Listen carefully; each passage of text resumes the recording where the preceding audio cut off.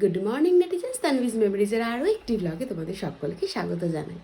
আজকে আমার যে বেস্ট ফ্রেন্ড তার আইবুড়ো ভাতের বন্দোবস্ত করেছি, কারণ হচ্ছে এপ্রিলের শেষে ওর বিয়ে।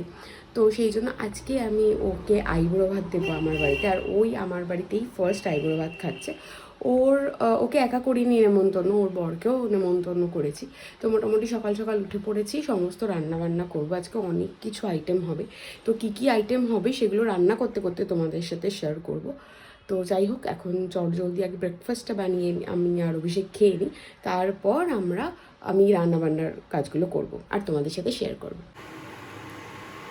এদিকে হচ্ছে ব্রেড বাটার, আর এদিকে হচ্ছে ডাল সিদ্ধ, চা হয়ে গেছে, চিংড়ি মাছগুলো ভাজতে বসিয়ে দিয়েছি।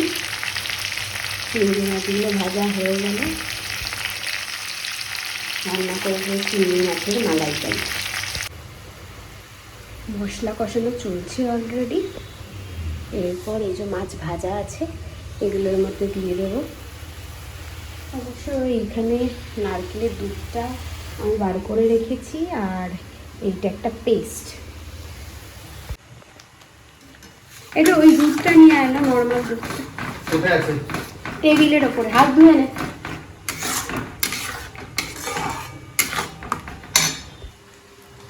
দিচ্ছি। হ্যাঁ হ্যাঁ দে, ব্যাস, ছেড়ে দে ছেড়ে দে।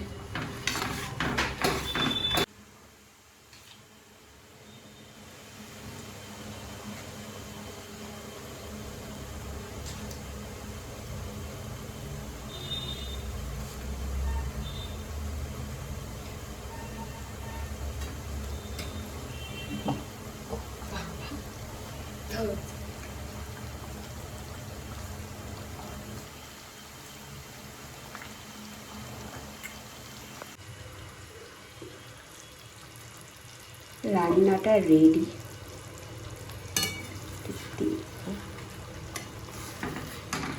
চিংড়ি মাছের মালাইকারি রেডি হয়ে গেছে।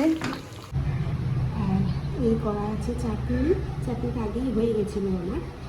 আর পায়েসটাও আমার হয়ে গেছিলো, তো ওই দুটো আমি করেই রেখেছিলাম।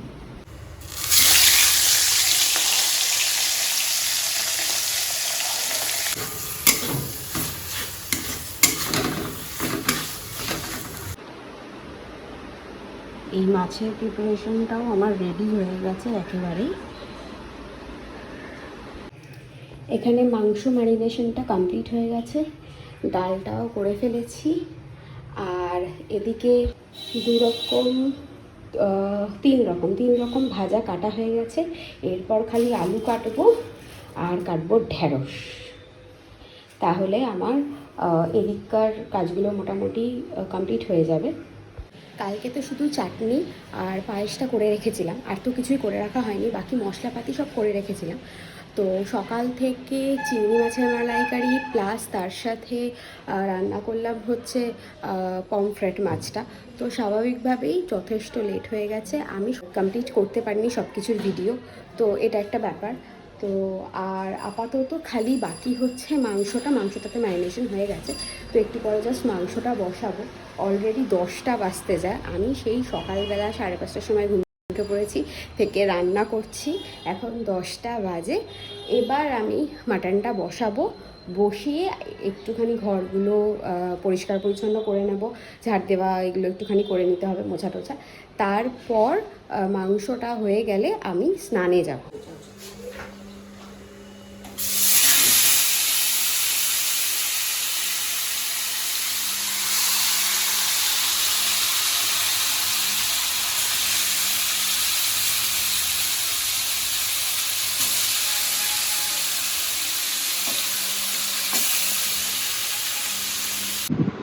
খুব ব্যস্ত না কেন, কি হয়েছে তারপরে এটা বলো। বলছি, এত বাড়িতে ভালো মন্দ রান্না হচ্ছে, তোর কি মতামত? ভালো হয়েছে, রান্নাগুলো খেয়ে দেখলাম প্রত্যেক কটা ভালো হয়েছে। আর রেস্টুরেন্ট যাওয়ার দরকার নেই, পুজোর সময় একটা ঠেলা কিনে দেবো তোকে, এখানেই লাগিয়ে দেবো, লাগিয়ে দিয়ে ঠেলায় চিংড়ি মাছের মালাইকারি বিক্রি করব? অবশ্যই ভিড়। পাঠার মাংস বিক্রি করব ঠেলায়? এখন তো সেগুলি হচ্ছে, ঠেলা না হোক 4 চাকা একটা ঠিক আছে, সবাই তো তাই করছে এখন। ফুড কার্ট, তারপরে হচ্ছে তোর ওই যে ফুড কার্ট, এক একটা করে দেখবি না রাস্তা দিয়ে, এখন কলেজ থেকে ফেরার পথে মাঝে মাঝেই দেখি গাড়িটার এক একটা জায়গায় স্টল লাগিয়ে দেয়, দিয়ে সেই গাড়ির মধ্যে থেকে বিক্রি করে খাবার। কিরকম লোকে ব্যবসা করার জন্য কি না কি করছে, সবাই কি আর দোকান ভাড়া নিতে পারে ওরকম ভাবে রেস্টুরেন্ট? আমরা ট্রাভেলিং রেস্টুরেন্ট করে। তার মানে বলতে চাইছিস মেকআপ আর্টিস্ট থেকে বউ এবার ইয়ে হয়ে যাচ্ছে, না, শেফ হয়ে যাচ্ছে? ভুল কথা। মেকআপ আর্টিস্ট তো একটা পরিচয়, লোকে একটাতেই কেন ইয়ে থাকবে? তার যদি গুণ ট্যালেন্ট অন্যান্য জায়গায় থাকে তাহলে সে সবগুলোই করবে। যখন মেকআপ আর্টিস্টের কাজ করবে তখন সেই দিন ফুডকার্ট বন্ধ রাখবে, যেদিন মেকআপ আর্টিস্টের কাজ করবি না সেই দিন এইগুলো করবি, বিজি থাকবি। সব দেখবি পয়সাও আসবে, মনও ভালো, নামও হবে। মানে আমার বর খেতে পারলে আর কিচ্ছু চাই না, কিচ্ছু না। এটা বাজে কথা। শুধু ভালো মন্দ বউ করে খাওয়াবে, সেটাই ওর ভালো লাগে। এটা বাজে কথা, এটাই সত্যি কথা, একদমই বাজে কথা। কিছুই বলার নেই। আমার স্নান টান সব কমপ্লিট হয়ে গেছে, আর পুজোও দেওয়া হয়ে গেছে, কমপ্লিট হয়ে রেডি হয়ে নিয়েছি, যাতে ওরা এলেই মানে ওদের সাথে একটুখানি কথা বলতে পারি, কারণ ওরা নিজেরাই অলরেডি লেট, এখন প্রায় 1:30 বাজতে যাচ্ছে, তো ওরা নিজেরাই লেট। তো সেই জন্য এখন শুধু একটাই কাজ আমার বাকি, সেটা হচ্ছে ভাতটা বসাবো। কারণ আমি ভাবছিলাম যে ভাতটা একটু দেরি করেই বসাতে, যাতে একটু গরম গরম সার্ভ করতে পারি ভাতটা, তো সেই জন্য তো ভাতটা খালি এখন একটুখানি বসাবো, বসিয়ে দেন একটু অপেক্ষা করব, ওরা এলে ওদের সাথে একটুখানি গল্প করব, তারপর খাওয়া দাওয়া। ফ্রেন্ডস হ্যাঁ, তুমি কি ভাবছো আমার ফোনে টর্চ নেই? আসো, আয়। কি করব, বরণ? আসো আসো। এসেছে মনা, ফোকাস নিচ্ছে না। খুবই সুন্দর লাগছে, দেখি দূরে যা, দূরে। হ্যাঁ, খুব সুন্দর লাগছে দেখতে। বাসুদাকেও খুব ভালো লাগছে, বাসুদা এখন জুতো খুলতে ব্যস্ত। হ্যাঁ তো দেখ কি দিবি, এটা কি মিষ্টি? ও কেকটা যেটা দিয়ে, ও এটা চাকর্ষণীয় একটা জিনিস, কিভাবে প্যাক করে দিয়েছে। কেকটা কি এখন খুলবো কোথা থেকে? ওইটা দিয়ে খুলতে হবে। তুই খুলে দেখেছিলি? বাহ, খুলে দেখে নিলি, লজ্জা করলো না একবারও? তার উপর থেকেই দেখতে পাচ্ছিলাম, তাই ভাবলাম খুলেই দেখি। এটা আইসির আইবুড়ো ভাতের কেক, ভালোই বানিয়েছে। আমার বর আমাকে ভাজাগুলো করে দিয়ে সাহায্য করছে। এই যে আমার বর যেটুকু করা যায়, ফুলকপি ভাজা করছে, আর ঢেঁড়স ভাজা হয়ে গেছে, আর এগুলো এখনো বাকি, ম্যারিনেট হয়ে গেছে। আর নতুন বউ এসে দাঁড়িয়ে আছে, বলছে খেতে দে।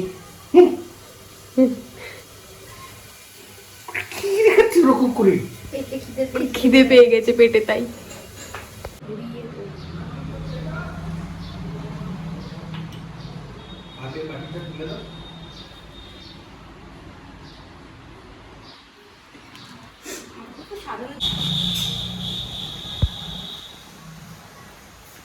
অল্প দে, অত দিস না, তাই বলে ভাজা অল্প 5টা।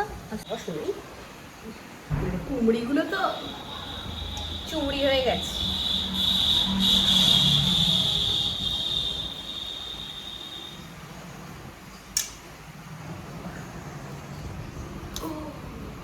আরে ঢেঁড়সটা আগে দাও না, যেটা আলুটা তো পরে ভেজেছি, ওটা তো গরম হবেই। ঢেঁড়সটা দাও, আর কটা আবার ফুলকপি করে টুমড়ি রেখে দিয়েছো কেন? দাও না বাসুকে। দিয়ে দে সব, থালাটা শুধু ঢেলে দে। আমি তো বললাম, তখন তো আইসু মুখ করলো, দেখলে না?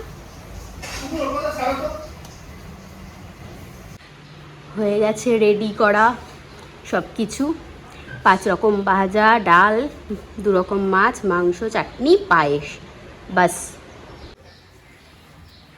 আমি মুড়ি দিতে পারি না, শাকটাও বড় হয়তো গাড়াতে পারতো, বাট ঠিক আছে।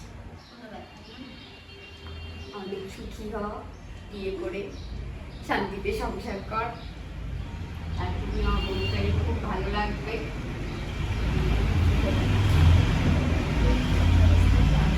হ্যাঁ আসবে, হচ্ছে মেন জিনিস। খাবার লাগিয়ে দিতে তো হ্যাঁ, এটা তোমার, এটা তোমার, আর তোর জন্য কাজ কর। এইটা সব থেকে ভালো লেগেছে। খাওয়া দাওয়া শুরু কর। আইসি আর্ধেক খেয়েও গয়নাগাটি খুলতে লেগেছে। এই অবস্থা এখন ওর পাতে, হাঁপিয়ে গেছি খেতে খেতে। হাঁপিয়ে গিয়ে গয়নাগাটি খুলে খেতে লেগেছে। গলায় হাড়টা ছিল বলে গলা দিয়ে খাবারটা বোধহয় নাম ছিল না। বাহ, এটা দেখার মতো দৃশ্য। একবার খা।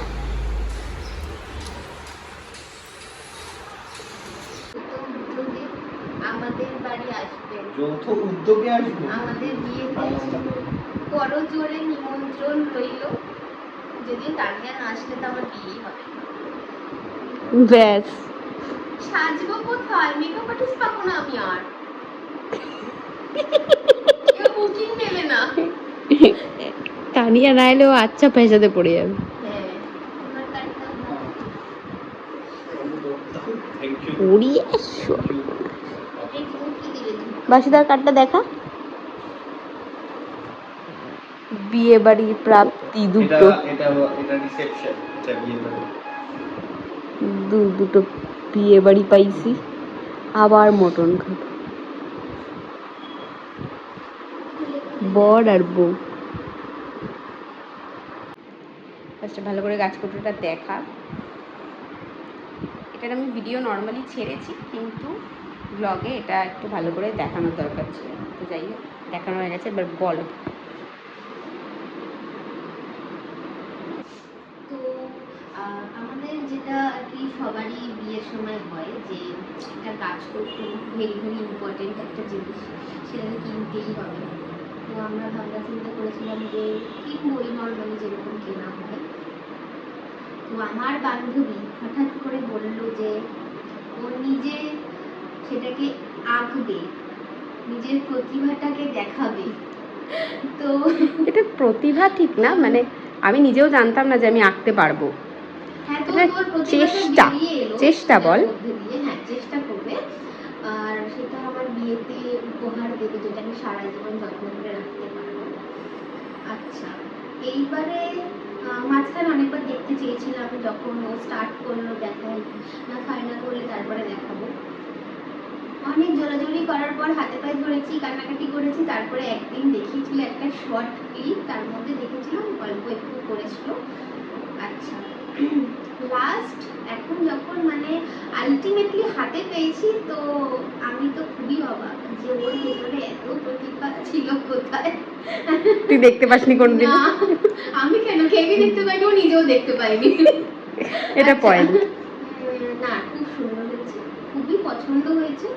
আর তোমরাও দেখতে পাচ্ছ, খুবই ভালো, খুবই সুন্দর। সবারটা পুরোটাই লাল হয়, আমি তোরটার ক্ষেত্রে চেষ্টা করেছিলাম যে একটু ডিফারেন্ট হয়েছে, একটু কালারিং থাক, ভাল লাগবে মাল্টি দেখতে। কালার দিয়ে সবারটাই একটু ঝকমক চকমক করে আর কি, সব স্টোন টোনও বসায়, তো একটু আলাদা রকম হয়েছে। ঠিক আছে, এটা পুরোটাই আঁকার ওপরে। হ্যাঁ, পুরোটাই একদম মানে আর্ট যেটাকে বলে সেটার উপরে হয়েছে। তো আমি তো খুবই হ্যাপি।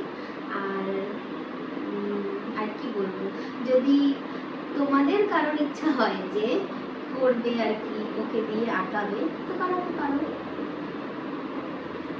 আমি নিজেও জানি না যে আমি কোনোদিনও বানাবো কিনা কারোর জন্য। বানাবি, না করার কি আছে। আমি কিন্তু একেবারেই ওকে বলিনি আমাকে অ্যাড করিয়ে দিতে, একেবারেই বলিনি। ও নিজে থেকে আমাকে অ্যাড করলো নিজে থেকে, আমি কিন্তু একবারও বলিনি, কারণ আমি সত্যি এটা ফার্স্ট টাইম করেছি, আমার এর আগে কোনো এক্সপিরিয়েন্স নেই। তো মেকআপ আর্টিস্টের পাশাপাশি যদি একটু এখন অনেক মেকআপ আর্টিস্টরাই করছে, কিন্তু আমার সেটার অভ্যাস একেবারেই নেই, আমি কোনোদিনই করিনি। এটা প্রথমবার আমার চেষ্টা, এবং সত্যি কথা বলতে আমি এটা কখনোই হাইড করবো না। এটা করার সাথে আমাকে অভিষেক অনেক হেল্প করেছে, বিকজ আমি এই মানে কালার দিয়ে এইগুলো করতে একটু টেনশন পাচ্ছিলাম, মানে বিশেষ করে এই চোখ মুখটা করতে আমি ভীষণ ভয় পাচ্ছিলাম যে কালো রং যদি এদিক ওদিক হয়ে যায় তাহলে পুরো মানে এত কষ্ট করে যেটা করেছি সেটা পুরোটা নষ্ট হয়ে যাবে। যাবে, তো সেটা একটা আমি খুব টেনশন করছিলাম, সেটা আমাকে অভিষেক হেল্প করে দিয়েছে একটুখানি, বাট স্টিল আমি খুব নিজেও হ্যাপি যে আমি ওকে এটা খুব সুন্দর করে দিতে পেরেছি, আর ওরও যেটা খুব পছন্দ হয়েছে, ভালো লাগছে। অ্যান্ড দ্য কেক খুব সুন্দর হয়েছে কেকটা। নাও ফটো তুলবি স্টিল ধরবি তো কেকটা, কাটবো। কিছু বলবি কেন? কিছু বলারই দরকার বলাতে নেই। দিকটা শুভ দিয়ে কাটে আইবুড়ো মানুষ। ভাত, জীবনের নতুন অধ্যায় শুরু করো ভালো করে, আর ওটা ঢুকিয়ে ফেললি। হ্যাঁ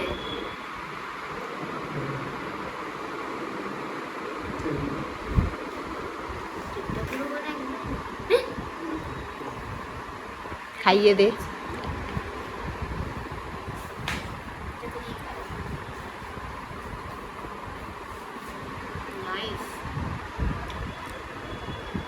নাইস।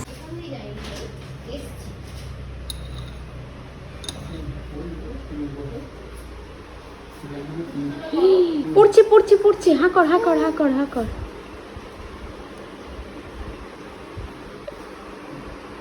খুব খারাপ, একটা ভালো এক্সপ্রেশন দে, লোকে ভাববে খারাপ রান্না করেছি। রান্নাটা ভালো, কিন্তু আমি তো খাই না, তাই।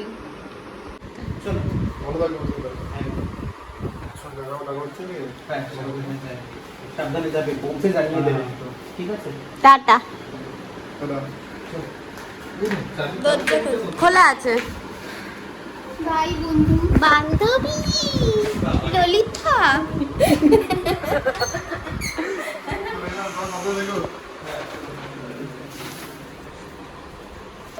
অভিষেককে পাঠাবি বাসুকে আনতে। তাহলেই হয়েছে, তাহলে আর আসবে না বাসু। টাটা। তো যাই হোক, আজকের ব্লগটাকে আমি এখানেই শেষ করছি, কারণ ওরাও এখন বাড়ি চলে গেল, সব খাওয়া দাওয়া হলো, কেক কাটিং হলো, সবই হলো, দেন এখন ওরা বাড়ি চলে গেল, বিকজ ওরা অনেকটা দূর যাবে।